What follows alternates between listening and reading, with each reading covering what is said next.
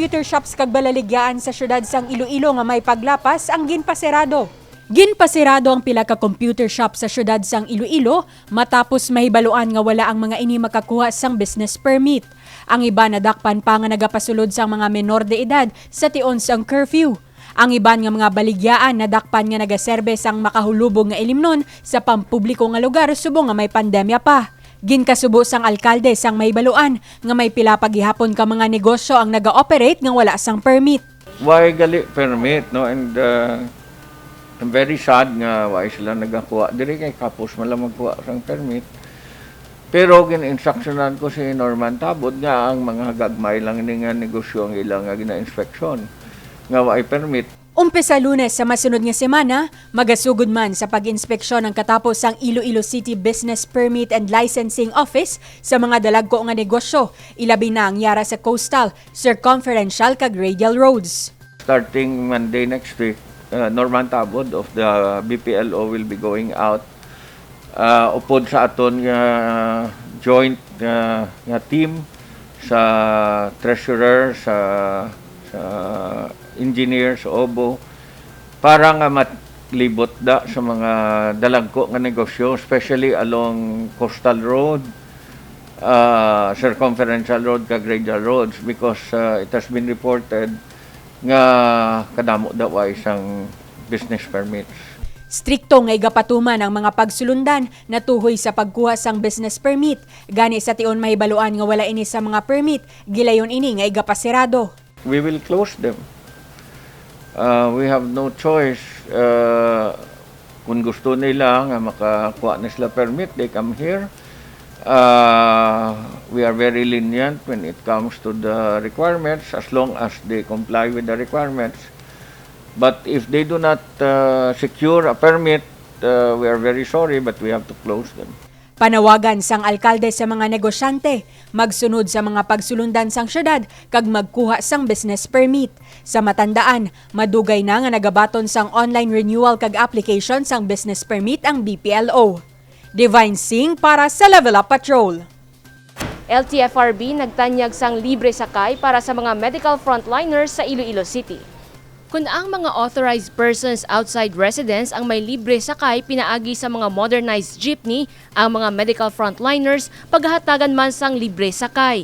Kapin-apat ka bus ang igapagamit sang Land Transportation Franchising and Regulatory Board agud libre nga makasakay ang mga medical frontliners sa syudad. Kahapon, nagpadulong sa talatapan ni Mayor Jerry Treñas si LTFRB Director Richard Osmeña agud istoryahan ini. Hindi na niya ang jeepneys para sa Apor, para lang niya sa Apor. Ang buses para sa medical frontliners, kag para lang niya sa medical frontliners. Ang hindi medical frontliners, hindi man kasakay dira. Sano ina, sir?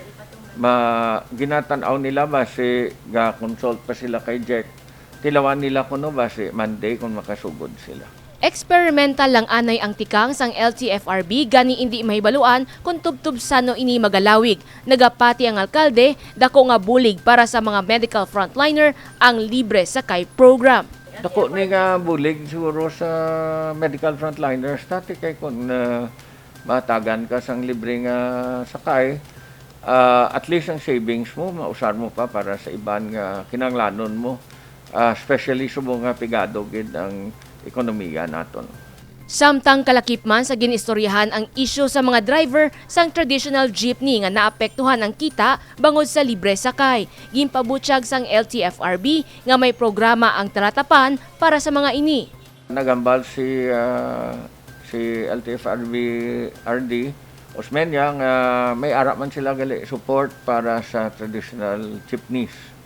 And ang importante lang ma-apply ang tanan nga traditional jeepney sa LTFRB. And siguro sa way pa naka-apply ka mo dito para masulod man kamo sang support nga ihatag sang LTFRB. Abril 19 ang nagsugod ang libre sakay program para sa mga apor sang LTFRB kag Department of Transportation kag magalawig ini sang duha ka bulan. Jennifer Garcia Hernandez para sa Level Up Patrol. Isa kagatos nga trabaho tanyag sang Department of Labor and Employment Office sa Labor Day Online Job Fair. 4,612 tanan ka Ilonggo ang nahataga na sang trabaho sang Department of Labor and Employment TUPAD program. Ang mga benepisyaryo sa isa kagatos kag 80 ka barangay nakabaton sang daily wage nga 395 pesos sa sulod sang 12 ka adlaw. Sila ang nagapanglimpyo kag in charge sa sanitation sang barangay. Sa pihak sini, madamo sa gihapon ang nagakinahanglan sang trabaho sa syudad sang Iloilo. Sa maabot nga Mayo 1, magabukas ang oportunidad para sa mga job seeker. Ini pinaagi sa Labor Day online job fair sang Dole. Ginatos ka trabaho ang sara nga ma-applyan diri. It's because it's pandemic, hindi pwedeng social gathering, medyo evolved man aton nga job fair. So sa May 1 ang aton job fair ini online ni siya. Paano bala kamo kapartisipar? Kinahanglan nyo lang mag-check sa ila Facebook page. Katuin nyo ang Dole Region 6. Again, Dole Region 6. Tapos, follow nyo lang ang instructions kung diin ang website. Kay duwa na siya i-click nyo, employer o kung employee. Kung kapangita ka bala sang obra or mahatag ikaw sang obra. So, kung kapangita ka obra, kinanan mo lang mag-prepare sang soft copy sang imo nga resume para kung may ara kita sang sang interview, pwede naton ma-send via email lang. Kag tanan ini no, pwede man may ara kita sang hire on the spot gyapon sa aton nga online interview. Gani giniimbitar ka mo again May 1 para sa aton nga Labor Day job fair. Brought to you by Dole Region 6. Nagapati si Umadhay, dako nga pagpanghangkat hindi lang sa mga nagapangita sang trabaho ang dala sang pandemya. Bisan mga employer ang nabudlayan man. Ang main purpose gid ni Peso is to be brokers for job opportunities. Mula na mabudlay siya mag-offer sa job opportunity, especially ang mga companies medyo pasibong sensitive pa sila katama nga mag-hire gid sang bag-o, especially kay kinahanglan sang damo medical procedures before that kag additional expenses pa siya. Pero I believe si Ilonggo be very thriving siya katama ang Siriat naton. So ang mga companies willing gid gyapon sa aton as compared sa iban nga regions no. Ang si Iloilo si Iloilo City specifically damo gyapon sa mga opportunities. It's because gapati kita nga pwede flexible working opportunities kita subong so damo ng companies nga ga-adapt sang work from home. May ara man yung mga companies nga ga-adapt nga online na lang gid yang tanan-tanan nila nga mga deliverables. So basta ikaw may ara ka internet, basta ikaw may ara ka sang sa mga gamit nga like computer, laptop, pwede gid ka obra kay may mga companies nga willing gid mag-hire man simo sa mga musina nga platforms. Pila sa mga trabaho nga sarang applyan na mo ang encoder, profiler, sales associate, customer representatives kag construction workers. Suportado sang Iloilo City Public Employment Service Office ang iningatikang agod mas madamo nga mga Ilonggo ang mahatagan sang obra. Mga atleta sang Iloilo Sports Academy napilian nga mangin scholar sang Far Eastern University.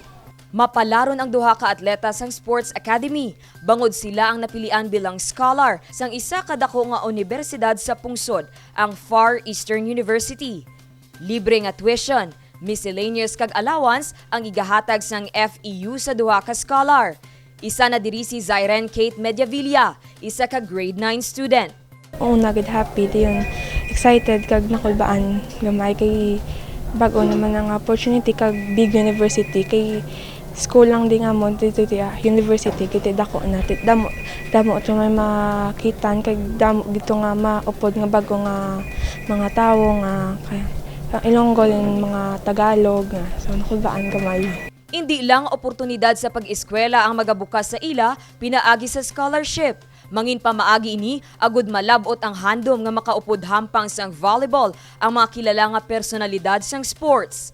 Si Zyrene ang middle blocker o con-hitter sang ila team. Actually kita ako pa nga UAAP games mga pass para ba ako makong anobrahon kag mga kag ginamba ko soft ko nga ka ako ginpili hatagutan sa best ko kag dalon kong kan iya kay Iloilo. Kag iya ka Sports Academy. Ang gusto lang ko magpa-thank you kay Mayor, kay siya mismo na sang Iloilo City Sports Academy. Ang grade 11 student naman nga si Eliza Ann Alimen, ang spiker sang team. Suno sa iya, excited siya sa pagsugod sang training. Happy man kay Yun yung ako ang ginpili nga maglakad sa uban. Proud naman ang ila coach nga si Jiggy Galeo para sa duha ka Ilongga volleyball player. Nasadyan gid ma'am ka halo ang reaksyon. May kasubo nakalipay kay ang kasubo siyempre makuha sila nga hindi na kami makapdanay. Lain na ilapdan nga team kag lain naman nga hampang ila kaduan to. Ang kasadya naman bilang local coach lang dire sa Iloilo City na ka-discover ang national team sa ako mga player sa amon pangabudlay na naman may resulta nga maayo sa bisan ano kabudlay kay nag-pandemic why bawal dapat ang sports subong so nagtingwa kami nagpursige nga makasige sila truman bulig sa amon nga head sa sports si Sir De Bronco kag kay Mayor nga nagsige ang programa muna nalipay ko nga nakuhaan ko sang player para sa national team para sa national I mean. Tapos ang nakakuha pa sila nga team is FEO so dako na nga University sa Manila. So mo dako gid nga pasalamatan ako. Kag pasalamat mami sa Ginoo nga natagang ang oportunidad ang duha ka bata. Ang Iloilo Sports Academy gintukod Disyembre tuig 2019. Tinutuyo sini nga hatagan sang dugang pangapaghanas ang mga Ilonggo athlete kag makakompete sa mga national kag international sports events. Dane Raffles para sa Level Up Patrol.